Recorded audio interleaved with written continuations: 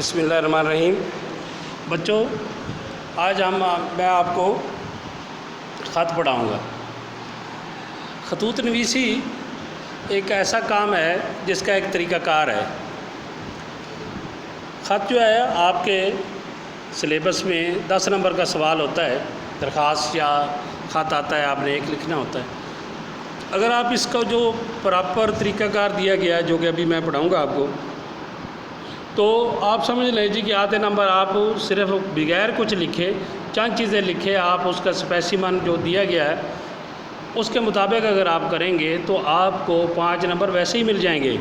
اس لیے جیسے ذرا غور سے پڑھیے گا اور جو چیزیں بتائی جائیں اس کے مطابق کیجیے گا۔ اس کے لیے جب ہم ایک خط کے بارے میں پہلے ہم بات کر لیتے ہیں۔ خط جو ہے اس کا لفظی مطلب یہ ہے جی کہ ایک دوسرے کے ساتھ بات چیت کرنا، الفاظ کے ذریعے گفتگو کرنا، یا اس کا مطلب یہ بھی کہ ایک دوسرے کے حال سے آگاہی حاصل کرنا، حالات سے آگاہی حاصل کرنے کو بھی خط ہی کہتے ہیں۔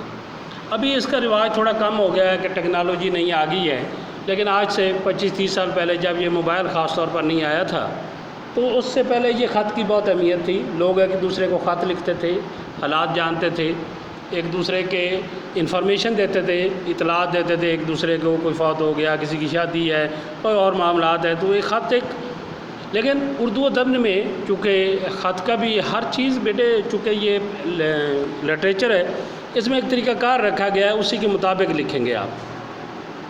تو آپ کا جو پہلا خط ہے اس کا اسپیسیمن ہے، باقی خطوط آپ اسی طرح یاد کریں گے، لیکن طریقہ کار جو ہم نے بنا کے دے دیا ہے وہی ہے۔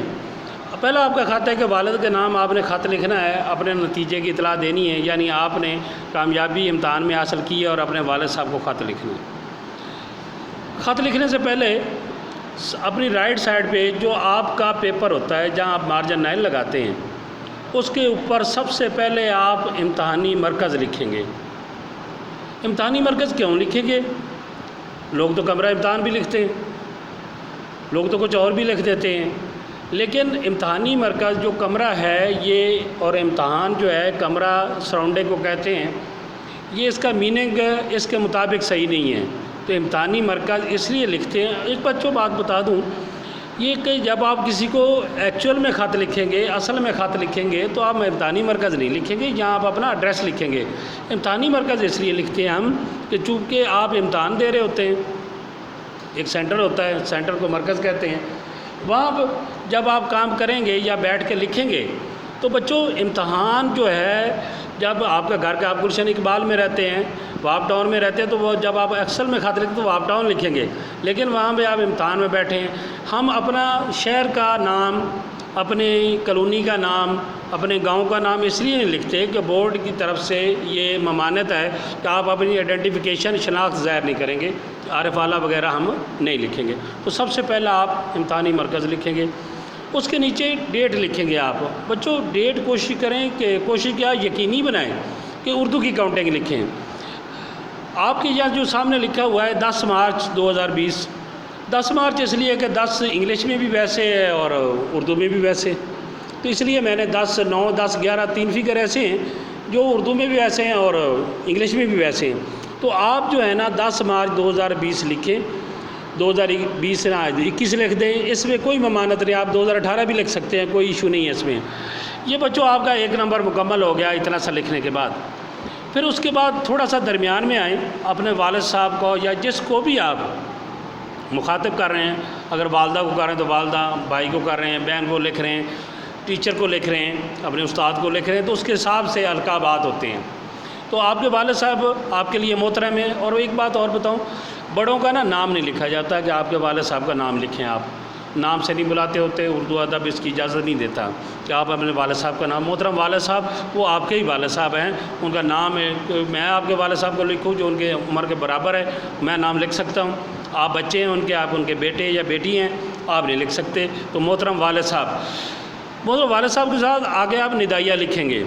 ندائیہ ڈالنا لازمی ہے، اس کا مطلب ہے کہ ندائیہ اس وقت ڈالا جاتا ہے، ندا کرنا، آواز دینا، مخاطب کرنا، اس کا مطلب یہ 1 نمبر اس کا ہو گیا محترم والد صاحب۔ پھر آپ اسی طرح پھر پیچھے آ جائیں گے، السلام علیکم لکھیں گے۔ یہاں پہ ایک بات آپ کو واضح کرنا ضروری ہے کہ کہ الف کے بعد لام ہے، لام یہاں پہ سائلنٹ ہے۔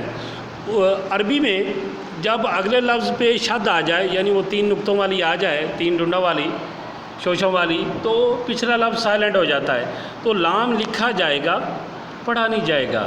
تو آپ السلام لکھیں گے، السلام، لام لازمی لکھیں گے، پڑھیں گے نہیں۔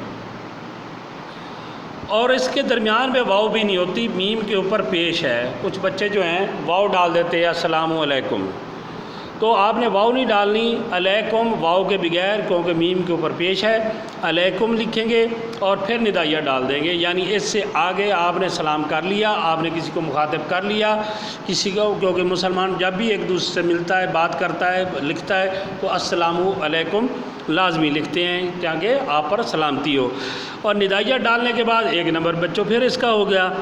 تو یہ دیکھیں کہ آپ نے 3 چیزیں کی، بلکہ 4 چیزیں کر لی، تو اس کے 4 نمبر ہو گئے۔ کتنی اچھی بات ہے جی کہ آپ یہ کر سکتے ہیں۔ پھر آپ جی جہاں پہ آپ نے السلام علیکم ختم کیا ہے، وہیں سے آپ لکھنا شروع کر دیں گے۔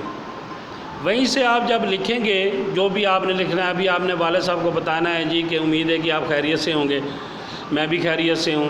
میں آپ کو ایک خوشخبری سنانا چاہتا ہوں جی کہ آپ کے بیٹے نے کلاس 8ویں کلاس کے یا 7ویں کلاس کے یا 9ویں کلاس کے سالانہ امتحان میں پہلی پوزیشن حاصل کی ہے۔ یہ سب اللہ کی مہربانی کے بعد آپ کی دعاؤں کا نتیجہ ہے، اور باقی باتیں آپ لکھیں گے کہ ابھی میں نے 10ویں کلاس میں ہو جانا ہے، اور آپ میرے لیے دعا کرتا رہیں۔ اسے ہم لیٹر کی باڈی کہتے ہیں، یا اس کو متن کہتے ہیں خط کا۔ جب آپ متن پورا مکمل کر لیں گے، کوشش کریں کہ اسے خط کو بیٹے ہمیشہ شارٹ فارم میں لکھا جاتا ہے، لمبا بہت خط نہیں لکھتے، میکسیمم 1 پیج پہ آ جائے، یہ خط بہت ہوتا ہے۔ جب یہ آپ مکمل کر لیں، خط کے اینڈ میں آپ لکھتے ہیں، چونکہ آپ اپنے گھر لکھ رہے ہیں تو والدہ صاحبہ کو سلام یا آداب لکھتے ہیں، چھوٹے بہن بھائیوں کو پیار لکھتے ہیں، بڑی آپی ہے یا بڑا بھائی اسے بھی سلام لکھتے ہیں۔ اس کے بعد آپ نے خط کا اختتام بھی کرنا ہے۔